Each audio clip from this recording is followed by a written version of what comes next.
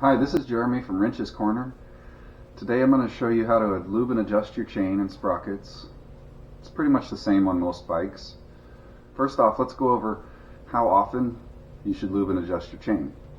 So the proper mileage to lube your chain is approximately every other gas tank. So if you get your gas, go home and then lube your chain. After you get done lubing it, you might need to adjust it, but you definitely need to ride it around the block, maybe ride it a mile after you lube the chain. This way the lube works into the chain better. If your chain is loose like this, you definitely have to adjust it. Loose chains are really unsafe. They can break, they can slip off, they can break the engine case. When they get bunched up here in the front, they can actually break the whole entire engine case. But it can also cause personal injury to yourself, so lube and adjust your chain is very important. It also extends the life of the chain. The first step to lubing your chain is to get the rear wheel off the ground. If it has spools like this, you can use a rear spool stand. But I have the front wheel clamped right now, and I can just jack up the bike like this and get the rear wheel off the ground.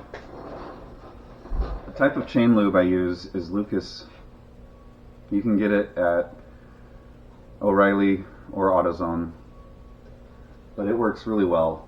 It goes on really thin and it works its way into the links, and then a portion of it evaporates and it turns into a thicker grease. And so it's my favorite because it seems to lube the chains the best. I'm not a big fan of that white wax stuff that people have been using. It doesn't work into the links and get into the roller like it should. The first thing to do when lubing and adjusting your chain is to actually lube the chain. And where you want to lube it is on top of the roller. You don't want to necessarily get it on the sides because there are O-rings in there and the lube doesn't get in anyway. It's on the roller in the middle. It's the most important part of the chain to get the lube into. When you lube your chain, try to rest your hand on something on the motorcycle. That way you can keep your hand stationary and steady while you're spraying the lube. You really only need to spray around once. So extra chain lube is just extra fling on the bike, extra stuff you have to clean up.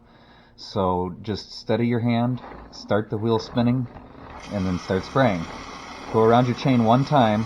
That's all you really need to do. After you've done that, then you can adjust it. It's really important to change your cotter key out for a new one. I've already got the wheel off the ground. So what we have to do is adjust these adjusters on both sides so that they're equal and the same. And we want to leave about 3/4 of an inch to 1.5 inches of free play.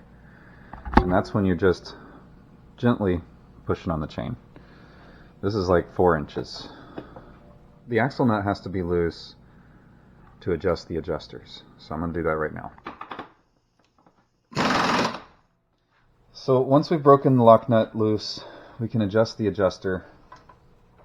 And we're going to bring it back until the chain starts to feel like it's tightening up. Usually a chain's not this loose, so it doesn't take much, but this is a particularly loose chain.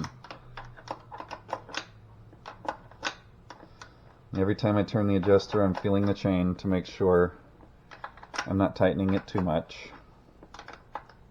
Once we've gotten it close to the adjustment where we want it, we have to make sure that the adjuster is even on both sides. You have to match up these lines on both sides to make sure that they're even. So on the other side, you're going to have to break the adjuster loose and then bring the adjuster out till it's even with the other side. I have 5 showing on the other side, and so I'm going to bring it out to 5 showing on this side.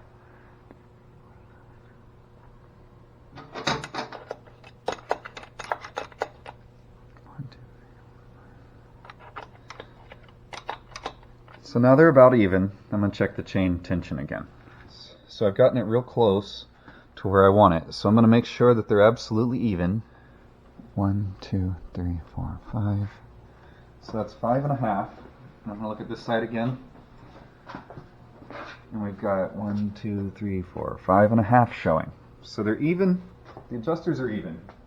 So now that I've gotten the tension pretty close on the chain, when you tighten up the axle nut, it usually makes the chain go tighter. So just make sure that when you tighten the nut, the chain is still at the proper adjustment. So I'm going to tighten the nut now. And you see how it's real tight now? So that's not a good adjustment. We have to loosen the axle nut again. And turn this adjuster in just a little bit. And retighten our nut. Now that's a good adjustment. That's about 3/4 of an inch, maybe an inch of free play. And I'm not pushing hard. I'm just feeling for free play. Now that we've done that, we have to make sure that our notches are still the same. So we still got 5.5 here, and we still got 5.5 here. So when you're tightening the adjuster, you want to put a wrench on the stud portion, and then the lock nut, it gets tightened while you're holding the bolt still. So you tighten like that.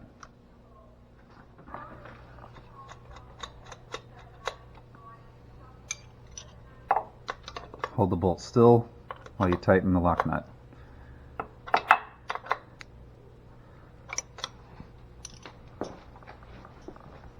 Always use a new cotter pin. I like to pull the cotter pin up and then hammer it down right here, so it makes it harder to hurt yourself on it, and then cut the bottom part off. One thing you want to check for is when you spin the back wheel that the chain doesn't get tighter in any spot. The chain may have a tight spot, and you're just checking the whole length of the chain to make sure it has free play the whole way, and it never gets tight. After you set the bike down, you have to make sure that there's still free play. You need to have free play when the suspension is loaded and unloaded. And if it's tight in either position, then when your suspension goes up and down, it's going to stretch your chain. Don't forget that tire safety is your #1 most important safety check. So when you get done with a job, check your tire pressure. Always check your tire pressure. Your tires can be low and you don't even know it.